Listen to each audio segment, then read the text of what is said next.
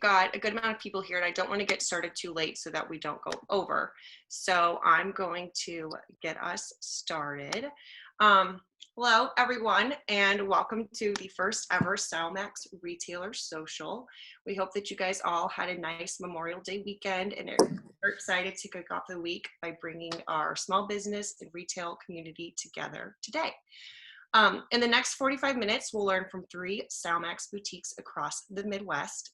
We have Jordan Nelkin from Tribeca in Chicago, Jen from Twigs with 2 locations in the Madison, Wisconsin area, and Mackenzie from Kensington Boutique in Stillwater, Minnesota. I'm your moderator, Sarah Hamilton, and I am the Marketing and Buyer Relations Manager for STYLEMAX at the Merchandise Mart.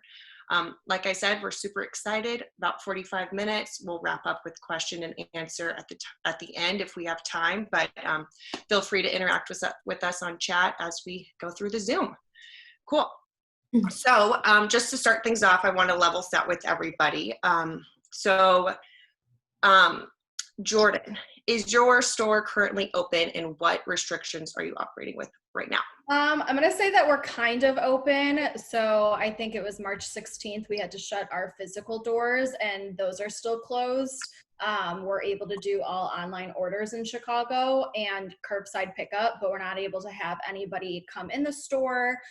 No customers can we try to have them shop a little bit on the curbside, but it's all online. And you can just do the curbside pickup or have it shipped. So 25% open. Nice. What about you, Jen? Yeah, we are open as of last Monday. We were allowed to reopen. Actually, the state allowed a reopening prior to that, but it was kind of a bit of a surprise ahead of schedule due to some political battles in the state. And so we ended up having the ability to open earlier than we were actually able to, because I don't think most retailers, us included, were really, ready to just swing the doors open the very same day. So it took us a few days to get open, and we opened last Monday in both locations, one in Madison, and then the other is in the Milwaukee market, actually, in the Lake Country area of Brookfield. So yeah, we're open with slightly restricted hours. In both of our cases, our business model is pretty challenging because we're in some pretty large lifestyle developments with very specific mandates. We are open 7 days a week. We only are allowed to close 4 days out of the year.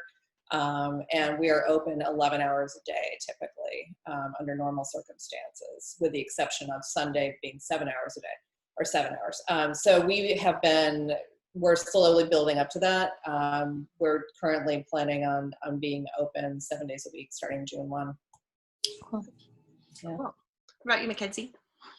So we were able to open actually last Monday as well, on the 18th. And we've, since we closed our doors, I think it was March 16th as well. We've done the curbside. We didn't have a website yet, so gave us the opportunity to do that. But we are open with, we did our full hours, and we're just kind of this week we've been trying to learn, but our restaurants and stuff open June 1st. So we're looking forward to them being open as well, but we are open. Nice. Very, very cool. Well, one thing I think that everybody's super excited to hear about and talk about / exchange ideas on, especially as all retailers are kind of adjusting right now. I'd love to know which initiatives that you have began since this lockdown kind of started in mid-March, that you've began as a result, but that you plan to keep once, as you continue to open / once you're 100% open, going forward. Who wants to start? Take it, that's fine. Yeah. I can tell you that one thing that we did, of course, I think everybody's in the same boat where the idea of curbside pickup is something that never occurred to anybody, before, but it's a great idea. And we've seen a really good response to that. The idea of, buy online, pick up in store is also something that I think we will definitely continue. And we've been able to update our website to accommodate both of those options pretty fluidly and seamlessly, which is very important. Because I think a lot of customers are going to take a little while to feel fully comfortable coming back to stores again. Mhm. I had a customer come in the other day, and she literally walked in the door and she just stopped and she said, "I can't believe I'm in a store." It really felt that foreign to her. Mhm. But I think the other thing that we tried, that I know a lot of other boutiques are probably better at than we are. It was a struggle for us, but we are trying very hard to embrace the idea of like a live, virtual shopping event.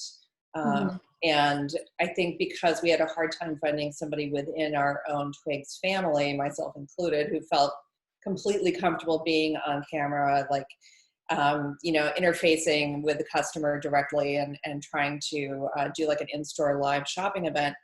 What I decided to do that ended up working really well was working with a local stylist who was able to come in and just like really naturally take over and do like a 45-minute session in the store. And it was fantastic. And so now even now with the doors open, I still think there's going to be an important opportunity through that same vehicle to really connect with your customers who maybe don't want to come out and do, an afternoon of shopping. The idea of being able to kind of like be in your own kitchen, sipping a cup of coffee on Saturday morning and feel as though you're inside your favorite boutique, being shown every little idea of what's in there and what outfits go together and that kind of thing is just, I think it's a really good idea. And I think it's something that's probably here to stay. For sure. That's really nice that you were able to get like a stylist to come in and kind of work on that end. We've done like the live shopping a little bit. I don't think our customers were super into it, but I mean, we'll keep trying. I mean, I feel like we're all trying to be as creative as possible, and like my brain hurts every day trying to come up with new things. Yeah. We started doing curbside pickup early March when this kind of was the whole pandemic was kind of coming into play, and I could tell that like a lot of customers were getting a little bit more weary about coming in the store, and just like foot traffic itself slowed down in Chicago for sure. So I started do buy online and curbside pickup or free delivery.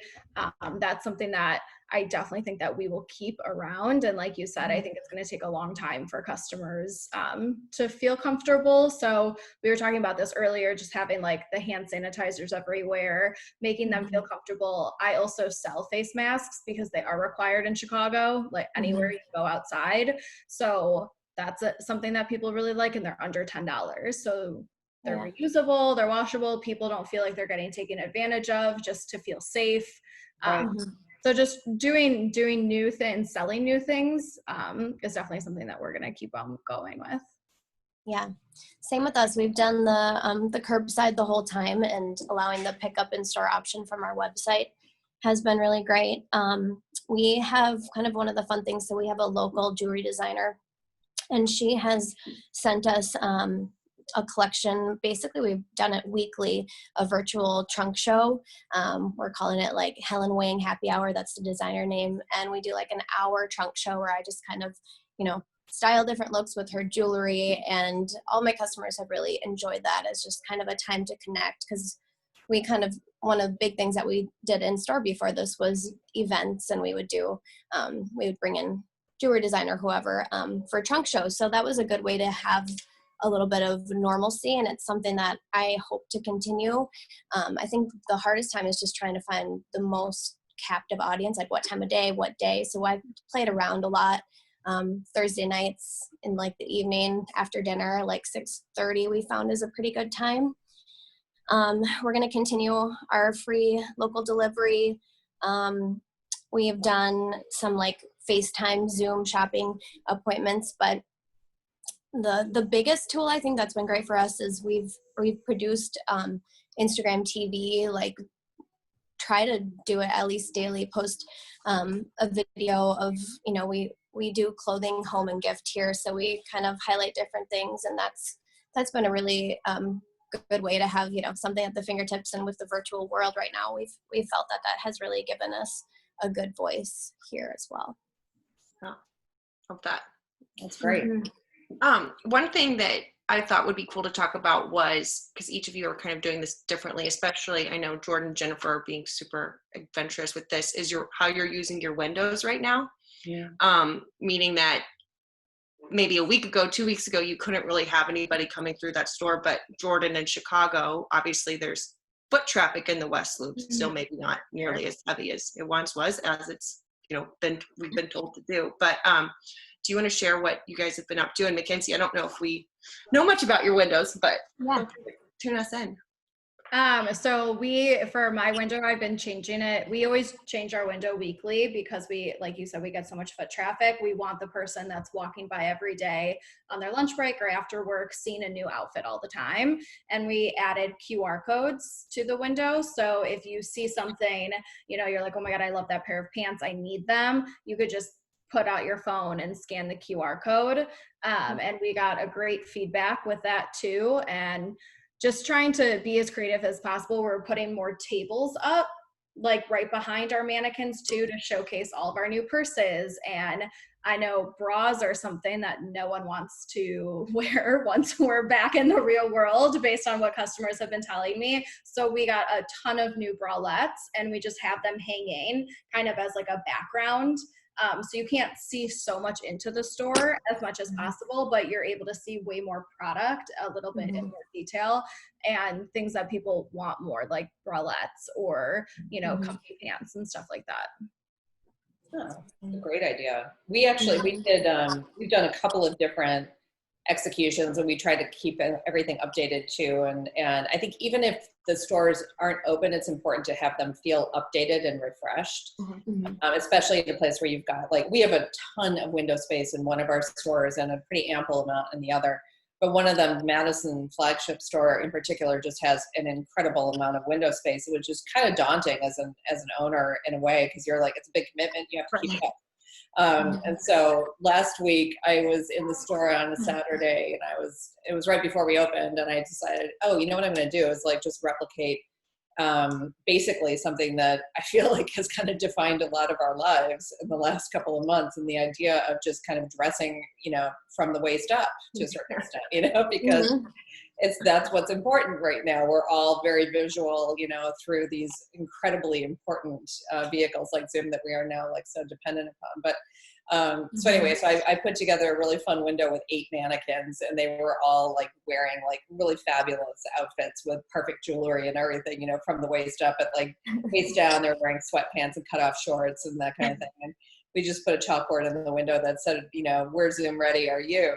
And what was funny, but I wasn't really completely sure that everybody was going to enjoy it as much as I did. But then somebody who works for one of the local television stations was driving through the development and saw it, and sent a reporter over to do a story on it the next day, which was really kind of fun. It just felt like, oh, okay, this, that paid off. It worked. So it was fun. It actually had a good reach. How was that being on the news? It was good. I mean, they, I actually had people texting me, and they're like, I just saw you on the news. And I'm like, that's awesome. Yeah. I had that, we had a news station come by the store right before we closed, when I was doing the curbside pickup and advertising for that. And a local news station called me, and they were like, hey, do you want to talk to us about some things? I was like, yeah, sure. They're like, okay, we'll be there in 5 minutes. And I'm like, oh, well, let me change what I'm wearing. And it's definitely right now. yeah, I was not, definitely needed to be a little bit more ready. So, but it's nice that they reach out to you, and, you're able to have that kind of free PR. Yeah, it is. It's great. Local support is kind of everything at this time, which is really, it's so good to see people kind of pulling together that way. And not just for all the restaurants that we're trying to kind of keep open and, show patronage to, and buying gift cards and things, but also the stores too. Cause I think everybody's really struggling with this. It's not easy. Our little Stillwater is a small town, but, our chamber put together a bingo, and with all the participants, restaurants and retail, it kind of says what they are doing to curbside delivery, takeout, whatever. And then you show your receipt, and then there's some really awesome giveaways. So that's one kind of fun thing that our Stillwater is doing. But we are kind of in a unique setting. Our store is in the inside of a historic mall. So we have an outside window, but we're more internal. So that's why we've I mean, it always has been that our like social media, our Instagram following is like huge. It's our biggest representation. But I mean, even when I was coming in here every day just by myself, I was still changing tables and changing outfits and mannequins like normal, just for my own sense of normalcy and creativity and be able to generate content that way. So we're trying to keep it fresh. Love it. Oh, that's great. I always love what you do on Insta. Cool. Okay. So the next question is, what has been your biggest challenge during the pandemic? Whoever maybe wants to share first. I know I it's can been go. hard for all of us, so I'd love to. I think like one of the hardest things was coming out of the January and February slow season, going right into March when we're all excited and ready for, you know, all of our new product to come in, and just, you know, dealing with the aging inventory, and missing out on kind of that March, that last push of like whatever is lingering from winter. So that was a big struggle. For us in particular, we're less than a year old business. So just, you know, the unknowns and the fear of not really getting a accurate, I mean, the first year is kind of a wash anyway, but just not really knowing what our first year in business will totally look like. And that was a huge scare. And then just now as we're reopening, just, you know, suppliers and warehouses still being shut down, and just limited getting our hands on the typical product that we bring in, and not being able to do that. So those are just a few, but it's been an emotional roller coaster, I will say.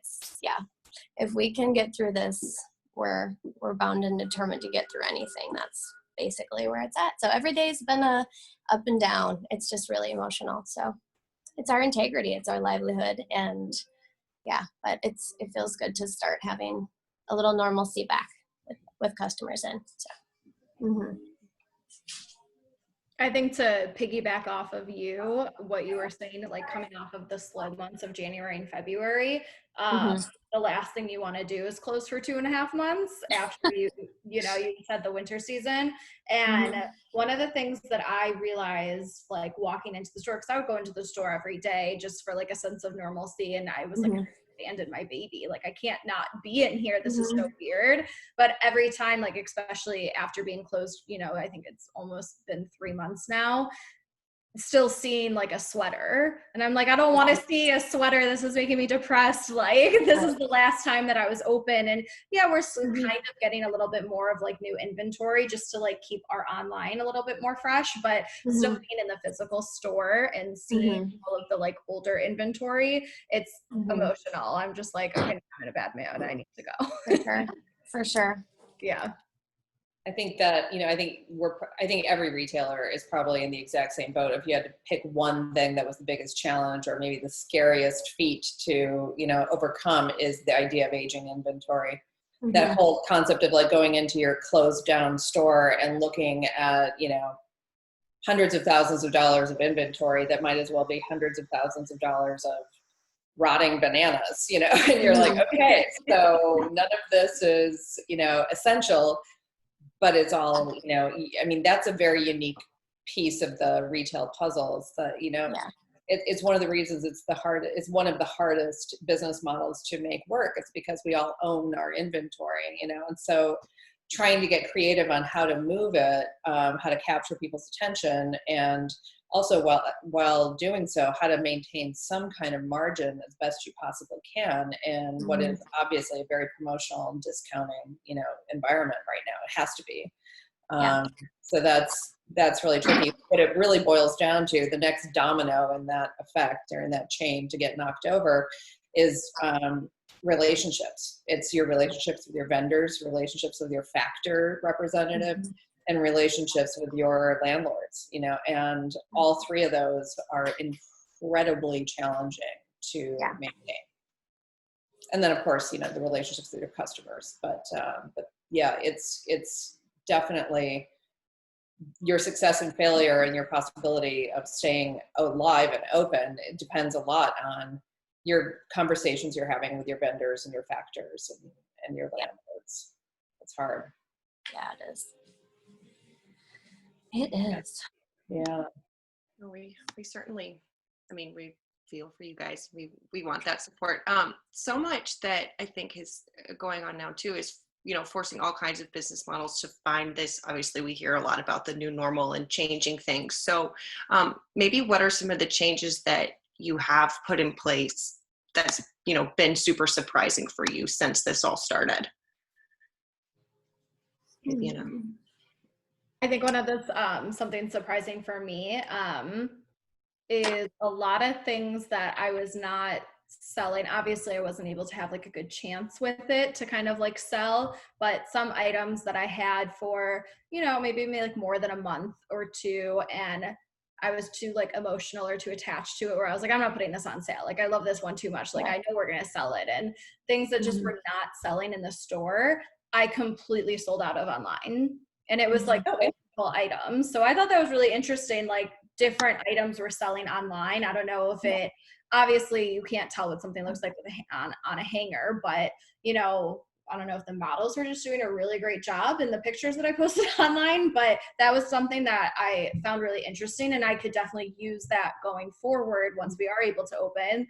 If I see something, I'm like, okay, well, I could try it out in the store, but like this may be a really great thing to have online. Yeah. It's definitely interesting to learn what products just get more of a life online. And we didn't have a website until the pandemic. And so it's been a whole new just learning process for us too. But I think that's a really good point, is just not getting attached to product and like letting it go. Like just we're gonna and right now, I think now that we are open, I am just ready for like a refresh, reset. So we're trying to do some little promos here and there, but it's hard to figure out how to push it all through. So yeah, it's interesting to see what gets hits on like online. for sure. Yeah, and that's a challenging thing for your average independent retailer, because we're kind of regressing back to where we were, I think, like around 2006 2007, when people were if you owned a retail brick and mortar store, it was assumed that you also had to have a website to make it function. And it was kind of like right at the early part of the bell curve, where people were shopping online more and more and more incrementally every year. And so retailers were spending a lot of money developing websites. And then the only way to really actually compete with Amazon and Google was to pay to play. And so a lot of retailers ended up going out of business because they had been spending so much money trying to get those online customers through advertising that ended up just not even being successful, because it's so hard to compete against those big players.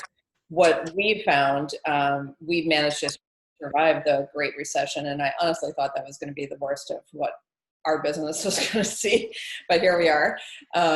What we have found is that we're lucky because we actually have an interesting like software program that's like really, it's kind of unusual, it's proprietary, and it allows us to have really good natural indexing. So if you're looking for a specific garment and you type in that name, we have a pretty good chance of getting a natural index that we don't have to pay for, which is like kind of a sink or swim sort of thing. I mean, if you have to pay for that online customer and you're already selling at a very, very thin margin because everything's being discounted, there's like no way you can do that and pay rent as well. It's not really a viable thing. So yeah, so I would say the importance of having that online website, but also choosing as carefully as you can the best format for that, the best platform to work with, is really important. For sure. Okay, switching gears a little bit. And I also did just see a chat come through. I think we had a couple of people join us after we officially started. So do you guys want to do a quick like re-intro just to kind of let some of the last minute people know, just where you're from and kind of what your store focuses on, and then we'll dive back into the next set of questions. Jordan, do you want to maybe? Okay, so I'm Jordan. I own Tribeca Boutique in Chicago. The store has been around in the West Loop location for 14 years. I am the new owner since August 2019. Yeah, and it's women's clothing and accessories and gifts and all the good stuff. I'm the one who's been around the block a few times. My business is almost 20 years old. We have a flagship store in Madison, Wisconsin, and a sister store in Brookfield, Lake Country, Milwaukee, Wisconsin. And we do contemporary women's clothing and accessories with an online site as well, which is just shoptwigs.com. Awesome. I'm Mackenzie. I'm the owner of Kensington. We just opened up last June of 2019. We're a lifestyle boutique, so we do women's clothing, home decor, and gift, and we also do some home styling and staging as well. So that's us. Yeah. We're at KensingtonBoutique.com and on Instagram. Love it. Okay. So switching gears question, how are you guys managing your staff and scheduling right now? I feel like that's been obviously a big change. So I'd love to hear how you're doing this differently, especially with, you know, your different locations and different rules that you're dealing with right now. Jennifer, do you want to start? Yeah, sure. Ours is kind of going back to like our model of being open 11 hours a day in a development 7 days a week. That's kind of more challenging than what some other independent retailers face. So for us, we have a lot of different types of employees, and because we're situated in college towns, it's kind of great because we have a large staff of part-time college students. So what that translates to, though, is like they're the ones who are like closing the store in the evenings, and they're not going up, till 10 o'clock at night anyway. So closing the store at 9 is great for them. But what that translates to is that every spring there's a bit of turnover as some graduate, and so we had a natural attrition this spring that we were anticipating with our graduating students, and because of this crazy situation, a lot of them, it was unfortunate. A lot of them had job offers rescinded, and so they were looking for hours. And at the same time, we were, obviously cutting hours because it was, illegal to be open. So it's been like very much a moving target. We've got, we have, a very complicated scheduling system. And we, of course, like everybody else, had to furlough everyone virtually, all of our full-time and part-time employees, which I think was like 25 people. Which is a lot. And that was very, very challenging. We were able to help everybody, though, with finding the unemployment solutions that fit their needs. And so everybody has been taken care of pretty well. And thankfully now we're able to reopen and start bringing people back. So as we move towards that schedule again, which is actually right around the corner, next week we'll be open back 7 days a week, 11 hours a day, 7 hours on Sunday. And so we will be bringing back everybody. But it's, or almost everyone. Yeah, it was a weird thing. In 20 years of business, I've never had to, tell people that their job just was like kind of in limbo, but that we were doing everything we could to save the company and to keep things going and to, make sure that they had a job to come back to. And I'm really proud of all of the hard work our staff has done to make that happen. Yeah. On the flip side of that, I'm open 7 days a week too, just like 8 hours a day though. And I only have 2 other employees but myself. I have 1 full-time and 1 part-time. So completely opposite situation of having the 25 employees. I couldn't imagine just like having to have that conversation, because my part-time girl, she only works like 1.5 days a week on the weekends, and she has a full-time job. So this was just something like she didn't really care necessarily that like she wasn't going to be working or getting paid. But obviously myself and then telling my full-time employee, we're both kind of furloughed. We don't really know what's going on. That was really hard, but we were able to like figure everything out and get her back to working. So she's been working for the last 2 weeks. And because our space is so small, we're only having 1 employee in at a time. So, she's there at the store today, and then I'll be there tomorrow. And just try to limit as much contact as possible. But I'm just glad that we're like kind of getting back to things. Yeah. I'm kind of in the same boat, Jordan. So it's me full-time, and then I have 2 part-time employees. And we basically, for the first month of the shutdown, furloughed our 2 part-time, and it was just me. And then starting kind of like into April a little bit, we were bringing them in for a limited time a week. And the 3 of us would just meet and basically do like a content creation day where we would just like take tons of videos, take tons of pictures, get stuff up on the website, and just kind of work together. And now that we're open, we're kind of getting back slowly to a regular schedule. So yeah, not the same boat of 25 employees. So I can't imagine all of that. That was, because it was stressful just with the 2, just trying to, you're just sensitive to everybody's individual needs, and yeah, it's crazy. Yeah.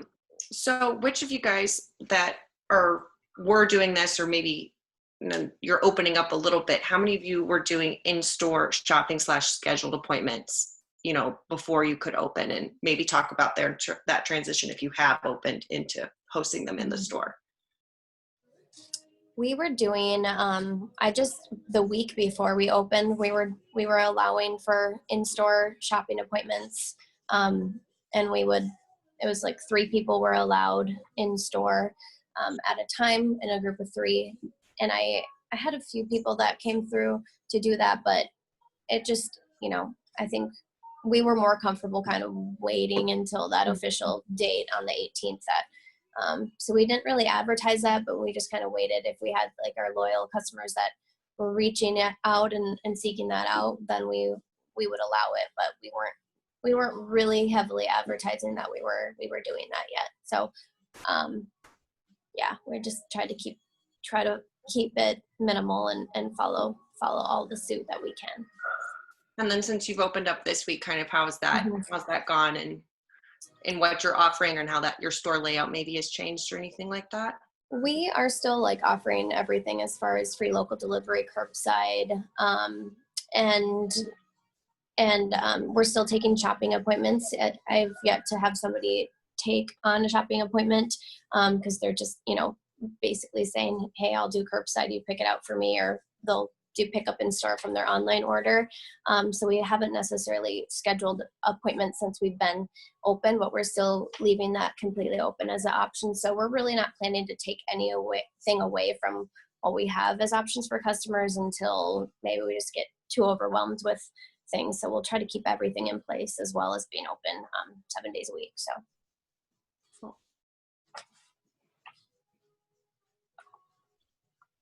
We're still closed, so I'm not able to have that luxury yet, but hopefully one day. Maybe, what do you think? Like in another week, maybe 2 at the tops? Hopefully? Yeah, that's what I'm hoping. And I feel like with like our loyal customers, we could just, like shoot them a text and be like, hey, like if you want to come in like before or after hours, we could do like a little appointment. Like I'm sure we could do something like that.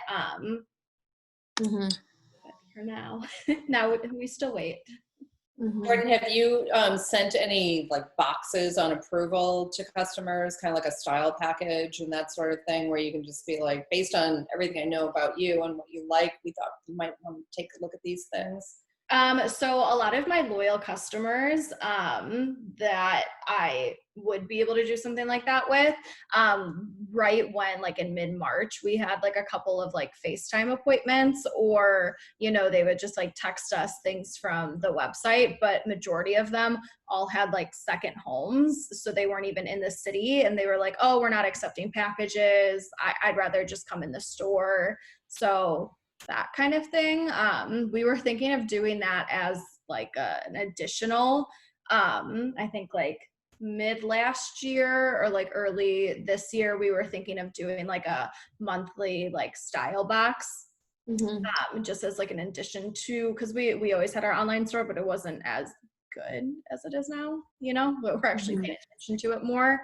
So I would definitely like look into it and research it a little more, but I just know like the majority of our customers were like not super into it. Were you able to like do style boxes and stuff? A little bit, but I know what you're saying. It's very dependent on customers. Yes, we Yeah. did have some people who loved, who needed that little Twigs fix, and they were, excited to get a box of things that were, carefully assembled and chosen by somebody who really does know their specific style and has worked with them, for years in some cases. So, so that was kind of nice, because I think a lot of people needed a little silver lining, that it wasn't just another Amazon box coming to their door with another, who knows what in it.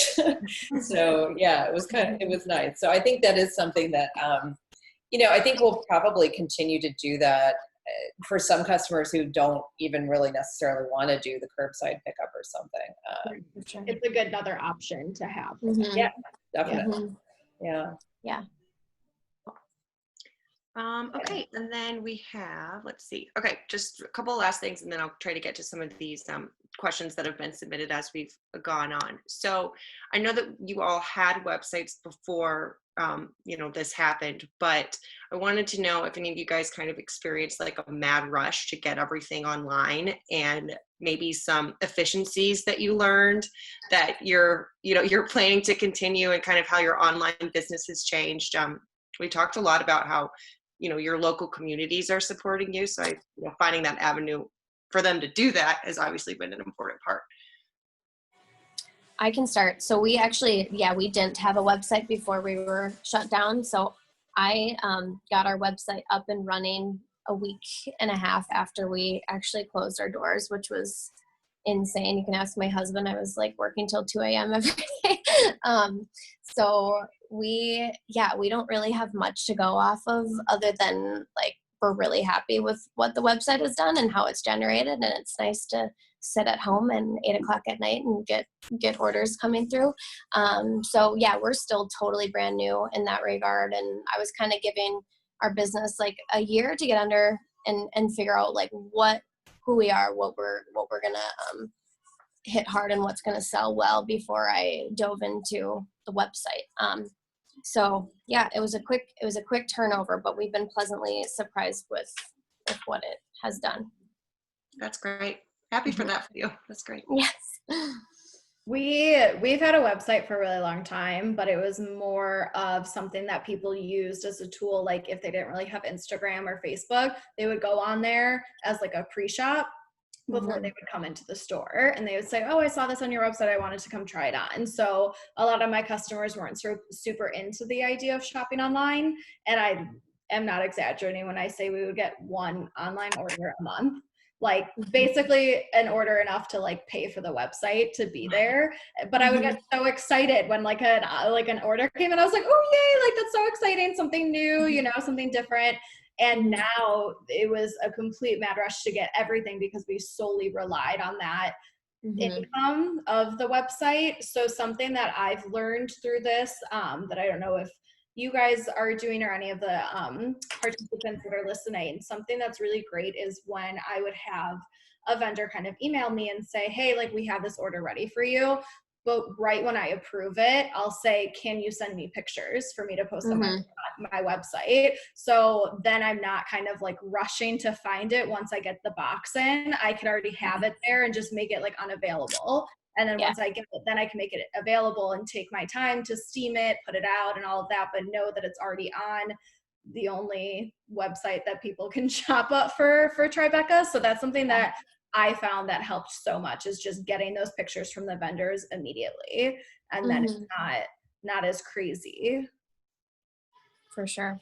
One thing that's been really interesting for us in this process is we've had a website for a long time, and it's a fully functional, shoppable site, which is a huge commitment for a retailer to do that and to organize it and construct it, design it and everything, bring that to market. That's a big undertaking. And actually in today's world, you really need to do 2 sites. You have to do one for desktop and one for mobile devices. It's actually a completely separate structure in most cases.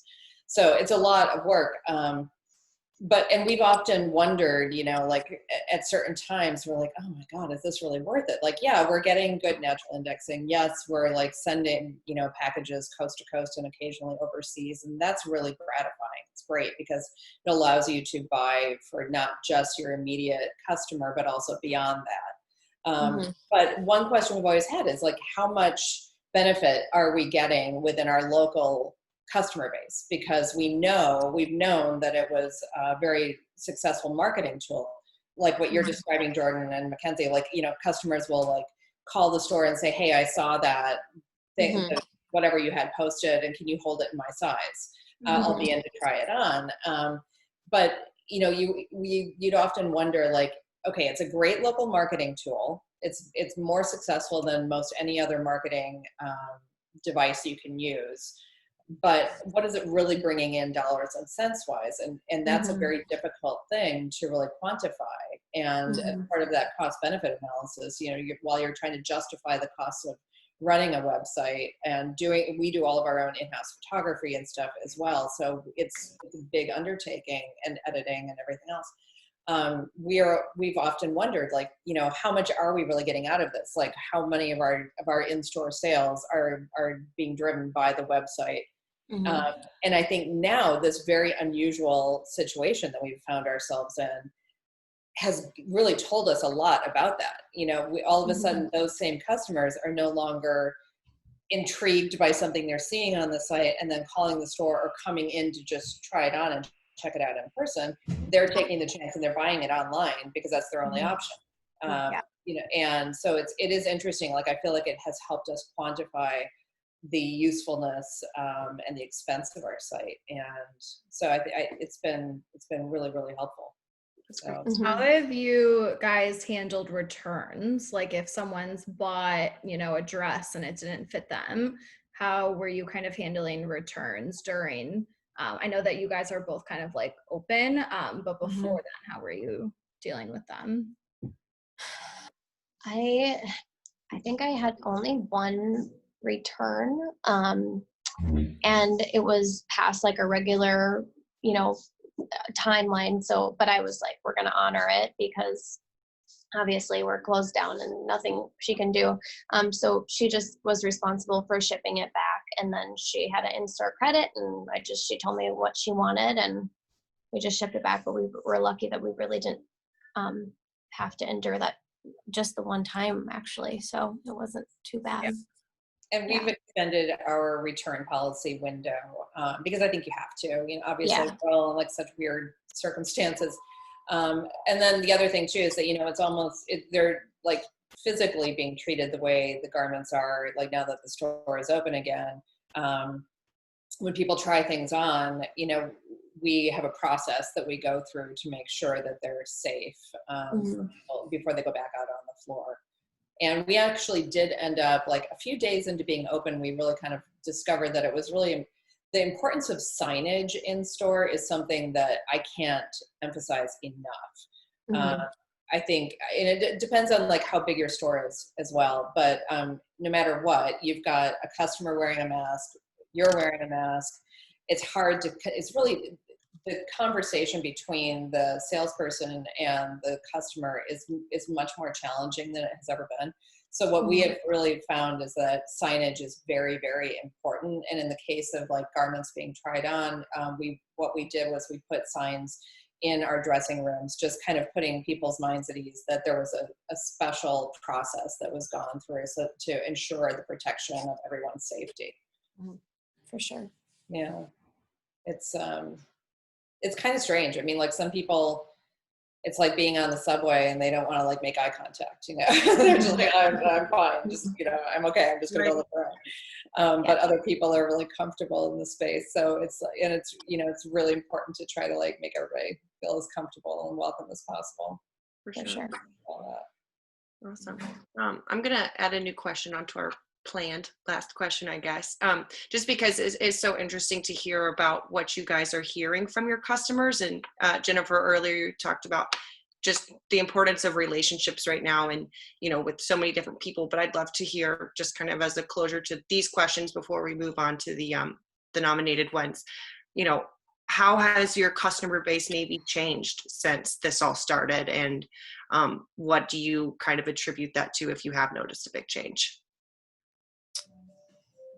We haven't noticed, I guess, a huge change as far as like our local loyal customers have, been the ones wanting to do the that have been coming in this past week. But I will say that we have reached a broader, like on each coast, we've shipped nationally. And so I think that is something that's new for us, but I don't feel much of a change. Like people that are comfortable are coming out, and those that aren't are, opting for the curbside or the online or the local delivery. So I haven't noticed that enough yet, but I think being open, as we're open a little bit longer than just the week, maybe I'm sure we'll see a change and a shift somehow. Cool. Yeah. One thing that we've noticed is that in both of our developments, there's a residential component to the lifestyle center that we're in. And so in this strange period where everything has been closed, and just some restaurants are doing takeouts and things, and the residents of the developments are still going about their normal like exercise routine, which usually involves like a morning walk of the dog or a run around the property. And so it's interesting, like we've actually picked up a lot of new customers because they're the ones out running around and looking for something to catch their eye in a usually like otherwise like very stimulant ridden world. And now everything is so closed up and it feels so apocalyptic almost, that the attention paid to like the window designs, or when our doors did open, we were kind of one of the first stores to open in our developments.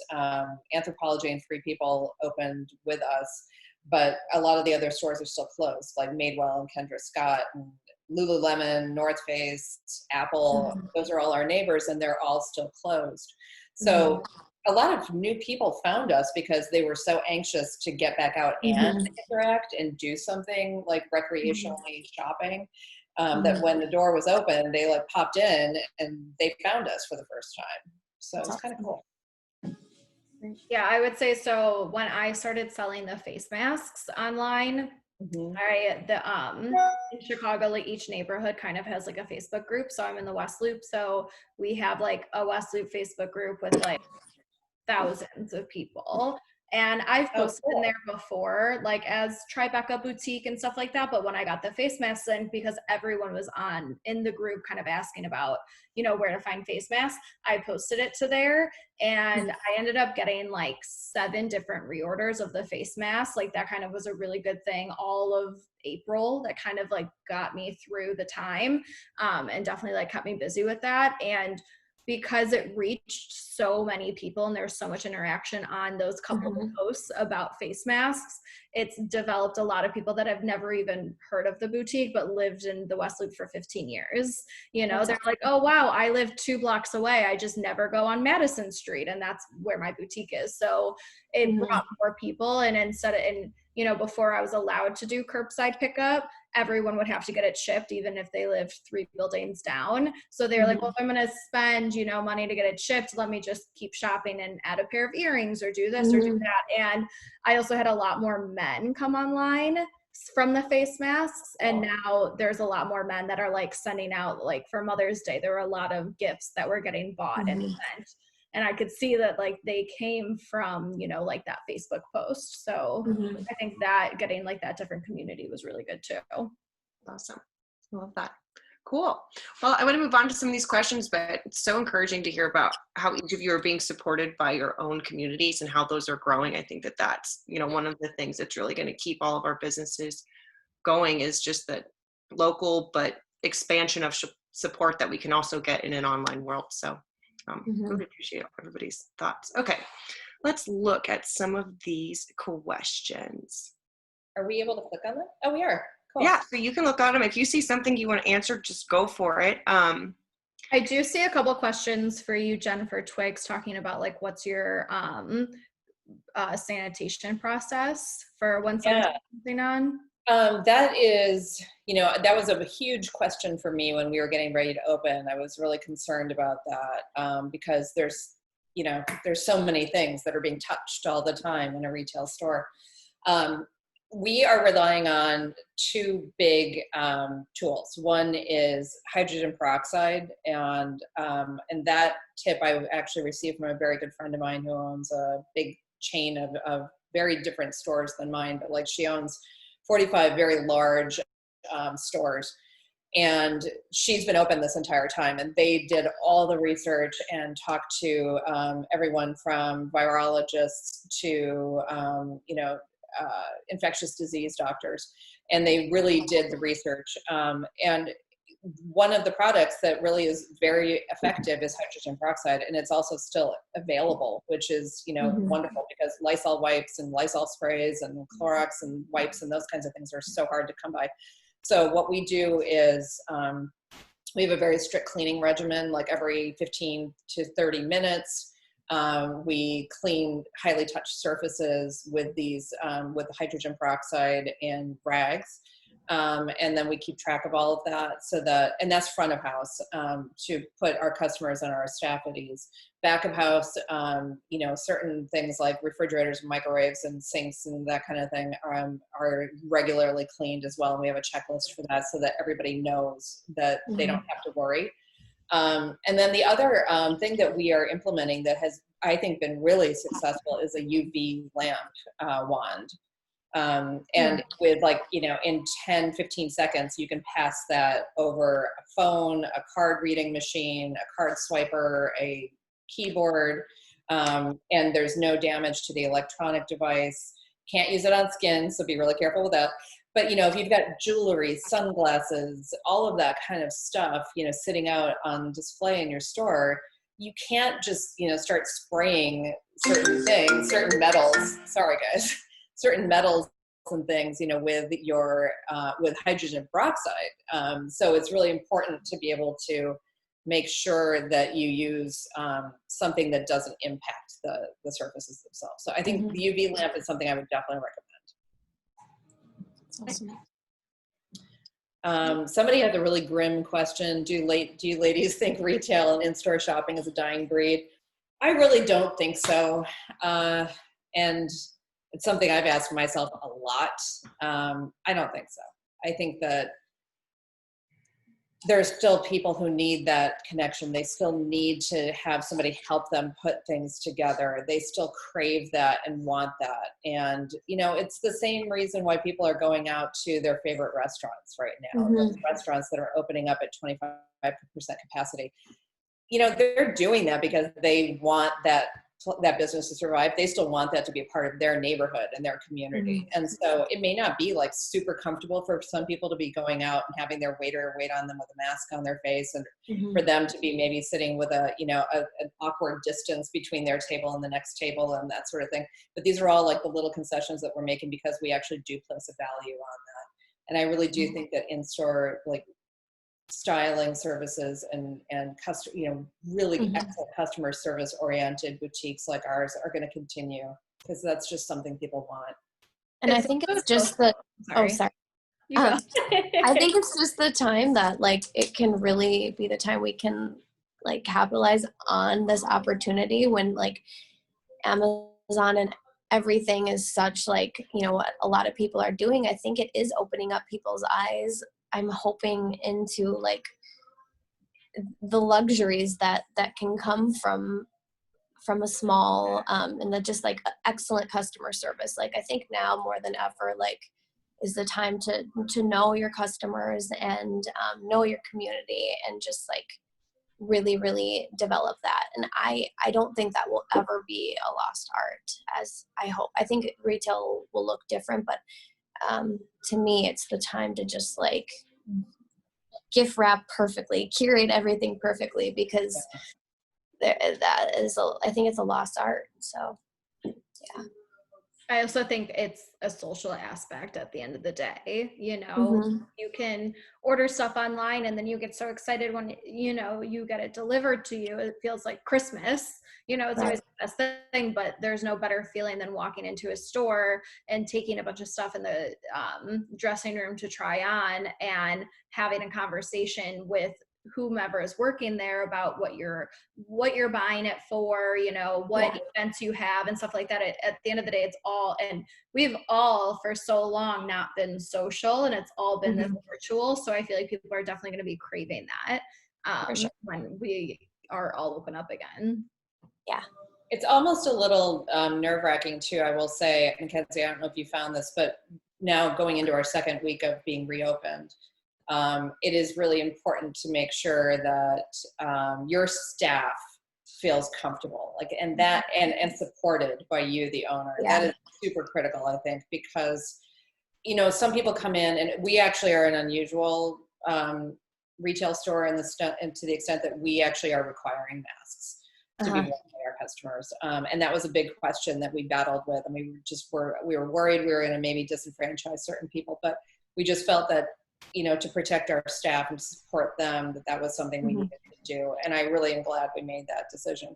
And I've had customers tell me that. I've had them like take the time to like write an email or leave a voicemail or send an instant message saying, you know, thank you for doing that. I really appreciate that. And because you are, I feel more comfortable coming in and shopping. But even with that in place, you know, sometimes it's just hard. People forget, you know, I mean, we're all like just kind of coming out of we're like bears coming out of our caves. Spring is so weird, you know, like people forget and you're like, oh shoot, all of a sudden I'm like 3 feet away from somebody, you know? So we actually are having some decals made for our floor that are custom designed with our logos on them and stuff to try to help people, you know, keep those things in mind. Because I think if you're asking your staff to come back and put themselves at risk. Because the truth of the matter is, almost all of my staff were getting paid almost as much in unemployment as they were like coming back to work. And they could have done that for another month. Right. But then all of a sudden, you know, we were open again and it was time to reopen. And so it was, you know, all of a sudden I needed to bring my staff back. And I needed to be able to make sure that they felt comfortable in that space doing that. So that's one really important piece of this puzzle I want to like share with everyone. Like when you start reopening, if you haven't already, definitely keep that in mind. Yeah, just those constant like check-ins and yeah, we've had many conversations like with scheduling and we're just really playing it like week to week right now and just taking it super gradual. Okay, we'll be first. I mean, it was just me all last week. And then this week we're starting to, you know, bring my girls back. But I don't know, to me, it's just, we need to get the first couple weeks under our belt, reassess and go from there.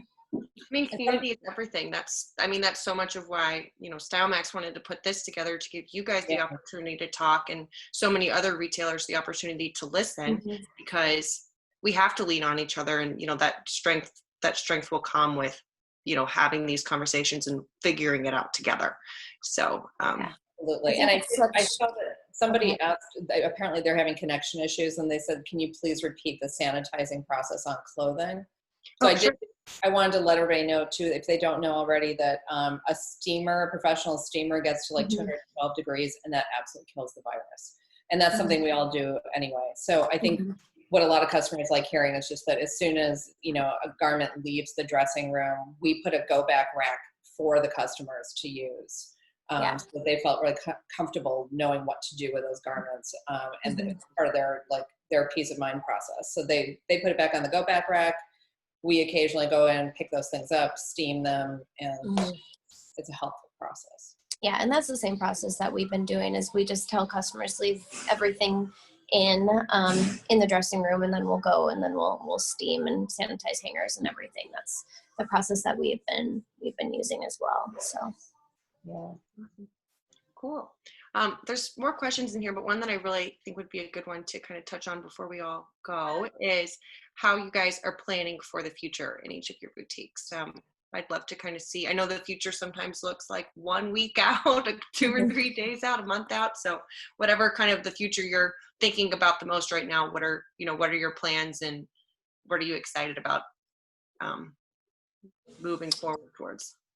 I think it's given us a really good opportunity just to like find our niche pieces and our essential pieces at the store and what really defines us. So that's what I feel like I've been given the most opportunity to do in this time, is to really find like our top sellers, our best sellers, and to simplify our thought process a little bit, and allow us to like just be really, really good at those kind of pieces, which is something like obviously in the first year of business you learn anyway, but it's allowed us to really like dial in to do that. But we're slowly meeting with some of our reps and vendors virtually, and just getting their feedback, and everybody's just been so supportive. So I think on all ends, everyone's just like open and like new ideas, and everyone wants everyone to survive through this. So we are hopeful to get back to a somewhat normal but different normal. So that's our plan. I think my future is a little bit more like week by week kind of. Going back to just like making everyone feel safe, especially your staff.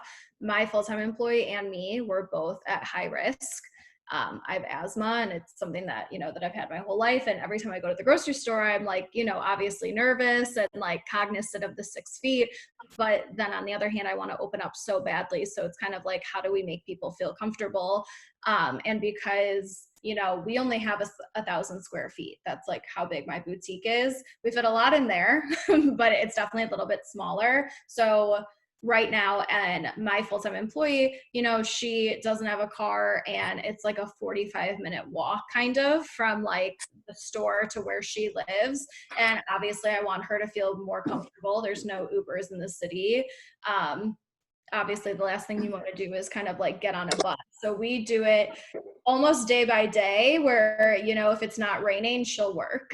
That's kind of how we've been like figuring out our schedule and all of that. And, when a new box comes in, I've had everything shipped to my house, so it could kind of sit in the box for a day or two before I drop it off at the store. So she feels a little bit more comfortable handling the cardboard.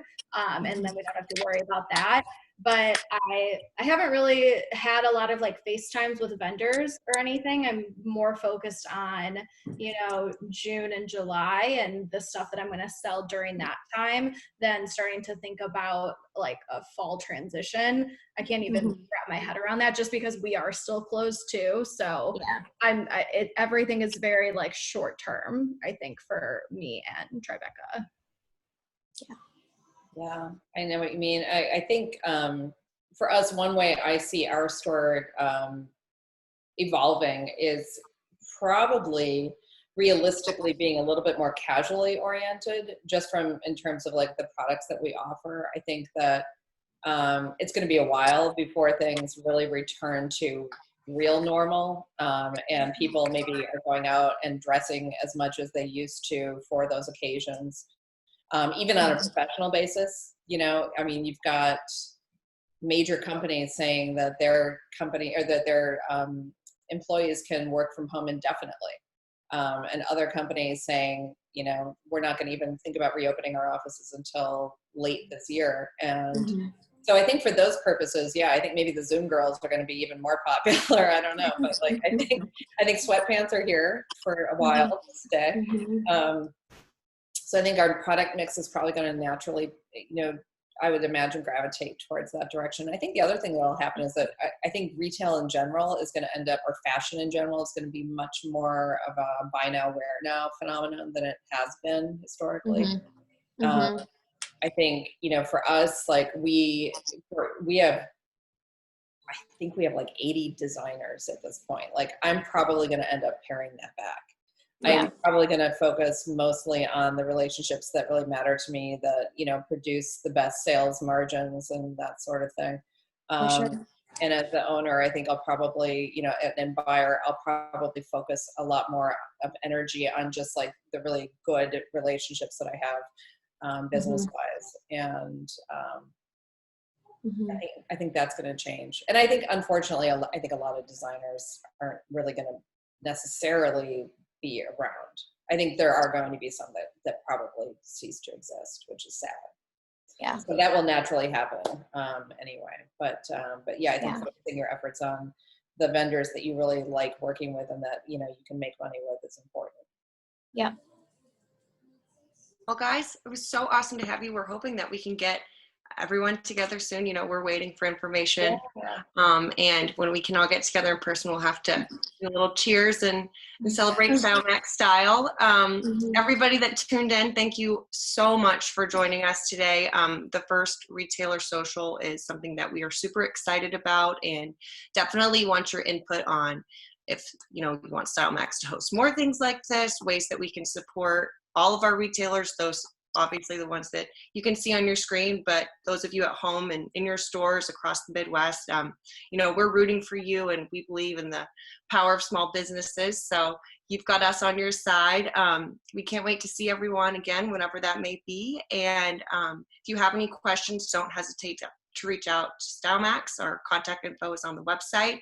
We'll be posting this webinar on our YouTube channel and sharing it in an email for you guys to watch if you'd like to come back. And other than that, just stay tuned for updates from us and all of these awesome retailers. So thank you so much for your time. So great to meet you on Zoom or see you again in person. I miss you in the show office, but have a good day, and we'll talk soon, okay?